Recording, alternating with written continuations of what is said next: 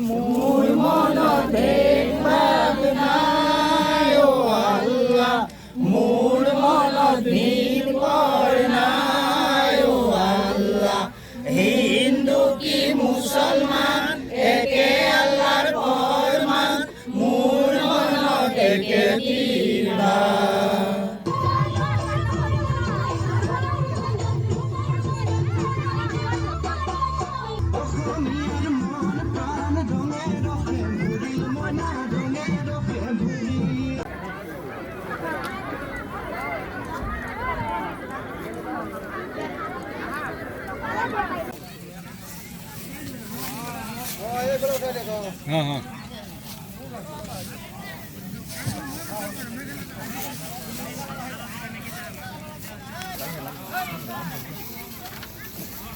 মাছটো মোৰ ঢাকি দিবি নহ'ব।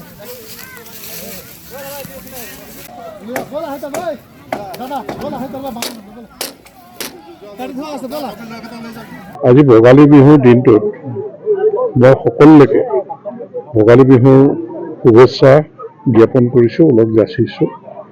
আৰু এই দিনটোত জ্যোতি বিষ্ণু সমন্বয় ক্ষেত্ৰত শ্ৰীমন্ত শংকৰদেৱ সংঘৰ ৯৫ সংখ্যক অধিৱেশনৰ এই সেৱাস্থলীত খিলঞ্জীয়া ইছলাম ধৰ্মৰ মানুহখিনিয়ে যিমান আন্তৰিকতাৰে ইয়াত সহযোগিতা কৰিছে, কাম কৰিছে, এই পবিত্ৰ দিনটোত আমাৰ আচলতে সকলোৰে মন প্ৰাণ মোহিত কৰিছে, আমাক আনন্দিত কৰিছে।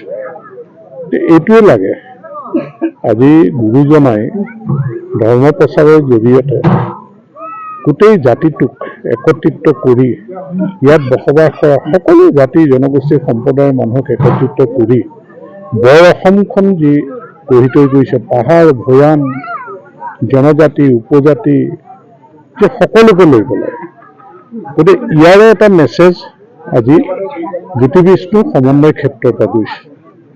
আৰু কেনেকৈ যে খিলঞ্জীয়া ইছলাম ধৰ্মৰ মানুহখিনিৰ সৰু ল'ৰা ছোৱালীলৈকে এতিয়া যে দুপৰীয়া তেওঁলোকে আহাৰ গ্ৰহণ কৰিছে, দুপৰীয়া মানে আবেলি আহাৰ গ্ৰহণ কৰিছে, তেওঁলোকৰ ল'ৰা ছোৱালী নাতি পুতি চব লৈ আহিছে ন। গতিকে তেওঁলোকৰ মনবিলাক কিমান আজিৰ দিনটোত এই পবিত্ৰ মনৰ ল'ৰা ছোৱালীবিলাক কিমান আনন্দিত হৈছে। এইটোৱে লাগে আমাৰ সমাজখনত, আমি সকলো মিলি জুলি থাকিব লাগিব আৰু গুৰুজনাৰ আদৰ্শৰে আধ্যাত্মিক চিন্তাৰ মাজেৰে আমাৰ সমাজখন আগুৱাই লৈ যাব লাগিব, জাতিটোক শক্তিশালী কৰিব লাগিব। মৰম চেনেহ সমন্বয় সম্প্ৰীতি আস্থা বিশ্বাস, আস্থাৰ অসম বিশ্বাসৰ অসম। গতিকে ইয়ে গুৰুজনাৰ প্ৰতি আমাৰ শ্ৰদ্ধা ভক্তি, এই কথাবিলাক, কাৰণ গুৰুজনাৰ নামত আমি সকলোৱে ৰাখিব পাৰোঁ। গুৰুজনাই আমাক যি অৱদান দি থৈ গৈছে, আমি বৰ অসমৰ ভেটি শক্তিশালী কৰিব পাৰোঁ। গতিকে সেইকাৰণে আমি সকলোৱে একেলগে আগবঢ়াৰ এই গুৰুজনাৰ নামত যি অনুষ্ঠান প্ৰতিষ্ঠান হৈ আছে, ইয়াৰ জৰিয়তে আচলতে জাতি শক্তিশালী হয়। আমি জয়তে আপোনালোকৰ সমূহ চেনেলৰ সমূহ কৰ্মকৰ্তালৈ আন্তৰিক কৃতজ্ঞতা জ্ঞাপন কৰিছোঁ, আমাক আজি অকণমান মনৰ ভাৱ প্ৰকাশ কৰিবলৈ সুবিধা দিয়াৰ বাবে। লগতে অসমৰ সমস্ত ধৰ্মপ্ৰাণ ৰাইজলৈ আমি ভক্তিভৰা সেৱা নিবেদন কৰিছোঁ আৰু লগতে সকলোলৈকে অসমীয়াৰ বাপতিসাহোন ভোগালী বিহু আৰু ইংৰাজী নতুন বছৰ 2026ৰ শুভেচ্ছা জ্ঞাপন কৰিছোঁ। বিভিন্ন জাতি জনগোষ্ঠীৰ সমন্বয় থলী জামুগুৰি হাটৰ মাজমজিয়াতে আছে এখন মুছলিম গাঁও, এমুঠি মুছলমান লোকৰ বসতি অঞ্চল। আমি যুগ যুগান্তৰৰ পৰা ইয়াত বাস কৰি আহিছোঁ। আমি ধৰ্মত ইছলাম হ'লেও কেৱল আমাৰ উপাসনাহে ইছলাম, কিন্তু বাকী আমাৰ সংস্কৃতি বুলিবলৈ অন্য সংস্কৃতি একো নাই। আমি অসমীয়া সংস্কৃতিৰ মাজতে নিমজ্জিত হৈ আছোঁ, অসমীয়া ভাষা সংস্কৃতি অসমীয়া সমাজ ব্যৱস্থাৰ মাজতে আমি সোমাই যুগ যুগ ধৰি ইয়াত বসবাস কৰি আহিছোঁ আৰু এই জামুগুৰি অঞ্চলৰ সকলো ৰাইজৰ আদৰৰ মাজেৰে আমি বসবাস কৰি আহিছোঁ। এইবাৰ অহা 6, 7 আৰু 8 ফেব্ৰুৱাৰী তাৰিখে আমাৰ যি বাকুলা গাঁৱৰ লগতে থকা যিখন পথাৰ নাহৰবাৰী, ধলাইবিল আৰু নাহৰবাৰী পথাৰ হিচাপে পৰিগণিত হোৱা সেই পথাৰখনত এইবাৰ 95 সংখ্যক মহাপুৰুষ শ্ৰীমন্ত শংকৰদেৱৰ সংঘৰ অধিৱেশন অনুষ্ঠিত হ'ব আমাৰ বাবে পৰম সৌভাগ্যৰ বিষয়। আমাৰ পথাৰখন নামাকৰণ হ'ল জ্যোতি বিষ্ণু ক্ষেত্ৰ সমন্বয় ক্ষেত্ৰ হিচাপে, সেইটো আমাৰ বাবে অতিশয় গৌৰৱৰ বিষয়। লগতে মহাপুৰুষ শ্ৰীমন্ত শংকৰদেৱে যেনেকৈ গাৰুৰ গোবিন্দ, নগাৰ নৰোত্তম, মুছলমানৰ চানখাইক লগত লৈ, লগতে বিভিন্ন ধৰ্মাৱলম্বী বিভিন্ন জাতি জনগোষ্ঠীৰ লোকক লগত লৈ নাম ধৰ্ম সমাজ গঢ়িছিল আৰু ঐক্যবদ্ধভাৱে অসমখনক লগতে অসমীয়া জাতিক আগুৱাই নিয়াৰ চেষ্টা কৰিছিল।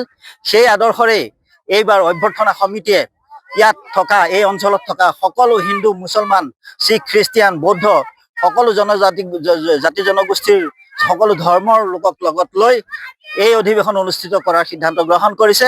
আমাক এই অধিৱেশনত সম্পূৰ্ণভাৱে অংশগ্ৰহণ কৰিবলৈ যি সুবিধা প্ৰদান কৰিছে তাৰ বাবে আমি অতিশয় আনন্দিত হৈছোঁ, অতিশয় গৌৰৱান্বিত হৈছোঁ। আমাক তেখেতসকলে আমন্ত্ৰণ জনাইছিল, গুৱাপান লৈ, শৰাই শলিতা লৈ আমাৰ গাঁৱত আহি ৰাইজক আমন্ত্ৰণ জনাইছিল এই কাৰ্যত সহযোগ কৰিবৰ বাবে। আমি তেওঁলোকে কোৱা মতে আমি সহযোগ কৰিবলৈ অতিশয় আনন্দিত হৈছোঁ আৰু সহযোগ কৰি আহিছোঁ। ইয়াৰ পূৰ্বে কিছুদিন পূৰ্বে জামুগুৰি কন্যকা কৃষি পামত আমি খেৰ কটা কাৰ্যত অংশগ্ৰহণ কৰিছিলোঁ। তাৰ পাছত লাইখুটা স্থাপনৰ যিটো দিন আছিল তাত যিখিনি কৰিব লাগে তেতিয়াও কৰিছিলোঁ অংশগ্ৰহণ, আৰু লগতে এতিয়া আমি এটা শিবিৰ বনাই দিবলৈ আমি আজি কামত লাগি আছোঁ। আমি গাঁৱৰ সমূহ পুৰুষ মহিলা আহি ইয়াত কামত ব্যস্ত হৈ পৰিছোঁ। আমি অতিশয় আনন্দ লাভ কৰিছোঁ।